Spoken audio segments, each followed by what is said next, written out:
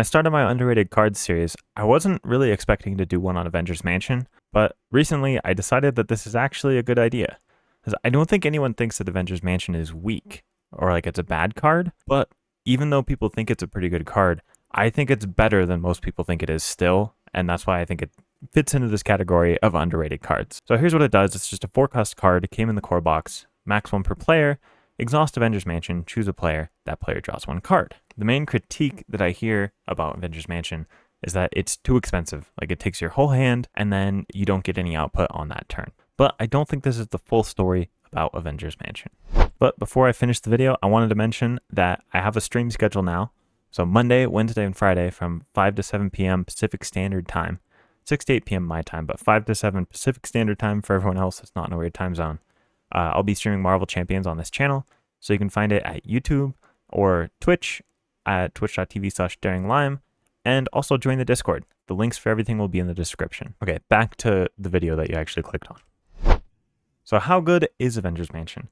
A lot of the times I see this argument that Avengers Mansion costs you 5 effective resources, meaning the 4 cards to pay for it plus the card itself leaving your hand, and therefore you would need to draw 5 cards for it to pay off, which would take 5 turns. But I don't think that this is correct. In my opinion, Avengers Mansion pays off in 2 turns. So before you say that Daring Lime is crazy and he's off his rocker, let me explain.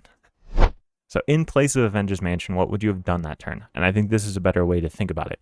You could have spent 5 effective resources instead of playing the Avengers Mansion, which would be something like Uppercut and Skilled Strike. Uppercut is 4 effective resources and Skilled Strike is 1. So you could have maybe taken out a couple minions or just put some damage on the villain. Maybe you're thwarting something like that instead. Essentially, something like this would have had to happen where you play 1 medium expensive card, not too expensive, and a cheap card, or play 2 cheap cards. Notably, 2 cost cards is actually 6 effective resources though. So you will find yourself playing like a 2-cost card and a 1-cost card, or a 3-cost and a 0, or just a 3-cost card in place of using Avengers Mansion. By the time Avengers Mansion lets me play 2 extra cards that I wouldn't have been able to play without the extra resource or card, then Avengers Mansion is paid off. But even if that were the case, and it was just, okay, it pays off in 2 turns instead of 1, I don't think that fully explains how powerful the Avengers Mansion is. Think about this situation. There are lots of cards in your deck that are very good that you want to see, and when you draw into those cards, it changes your entire turn. So if your Avengers Mansion draw is a Genius, or a Strength or Energy, or one of those double resource cards, it changes your entire turn, lets you play an extra card. Or if it's like a powerful ally or other card like Nick Fury, you can play Nick Fury, draw 3 more cards, and then have a blocker end to attack. So in these kind of situations, the Avengers Mansion drawing into a card that changes your turn that much is exceptionally powerful.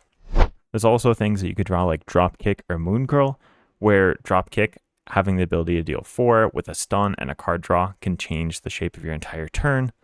Moon Girl will let you draw up to 3 cards if you can figure out how to spend 3 mental resources for her, which if she's in your deck, likely you can do that. So drawing 3 extra cards and getting an ally that can block for you and duel 2, basically having a second entire turn. And if you don't have the Avengers Mansion to draw into this card, then you wouldn't have been able to do that till next turn.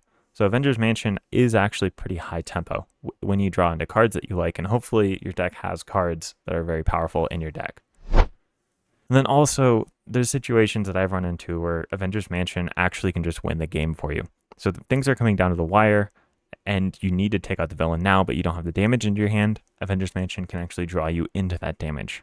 So instead of just getting a resource, like you would from a resource generator, it gets you your Swinging Web Kick or your Daring Escape sometimes, that can actually change whether you win or lose the game. Spider-Man with a Swing Web Kick, getting 8 more damage, greatly changes your output on the turn. Star-Lord with Daring Escape gets you a ready, a face-down counter card, and you draw a card. So that's an amazing card.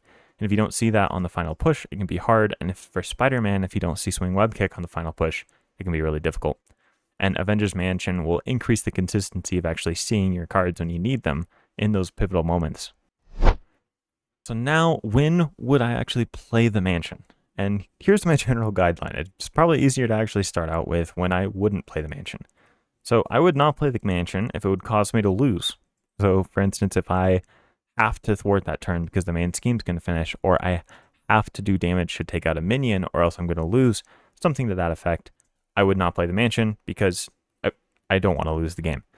And then the other situation where I wouldn't play it is if I can just win the game in 2 turns. So if the villain's starting to get low health, it's not going to stick around longer than 2 turns, I probably won't play the mansion. But outside of these 2 scenarios, I would play mansion in basically every situation because I think it's that good. Normally, I would go over a deck list that can take advantage of the underrated card that I'm talking about, like with Pete Wisdom and that Psylocke deck that I did in the first episode. But with Avengers Mansion, it's a little different. It comes in the core box, and I just want to put the core box precons up here because the Avengers Mansion is in every single one of these precons for a reason, because it's very powerful, and you don't need anything special to take advantage of the Avengers Mansion. It just works in your deck because it draws you cards. But then who is Mansion good on? Not just the deck lists. I would say again, everyone. Avengers Mansion is good on every character in the game. And you can quote me on that. So here's 2 examples that are very different from each other. She-Hulk and Iron Man. Their economies are vastly different. So see, She-Hulk only has a hand size of 4, whereas Iron Man can get up to 7, which is a massive difference in economy. So a lot of times what I see is people don't like playing Avengers Mansion on low economy heroes like She-Hulk because it takes up your whole hand. So with She-Hulk specifically, if you don't have a double in hero form, you can't play the Avengers Mansion. So you'll either have to have a double resource or be an alter ego or already have something out like Focused Rage or Helicarrier or something to that effect. But at the same time, if you think about the effect that Avengers Mansion has, in my opinion, it helps out the low economy heroes more than it helps out the high economy heroes. Let me explain. You can do a simple thought experiment where you think about how many cards you have in hand and then how much Avengers Mansion would help. So if we think about having a super high hand size, let's say like 10, 15, 20 hand size, getting that extra card doesn't really matter that much. And if you take the thought experiment all the way to the end and you think about, oh, I have infinite amount of cards in my hand, Avengers Mansion doesn't help you in that situation because it's just 1 card. It doesn't matter that much. So from that, you can see that as your hand size increases, Avengers Mansion, in the limit of like having a bunch of cards, will have less of an impact because it's a smaller fraction of the amount of your total economy at that time. And if you think about She-Hulk, you're going from 4 to 5 cards, which in practice, if you only have 4 hand size and you're playing She-Hulk, you can often only afford 1 card in your turn.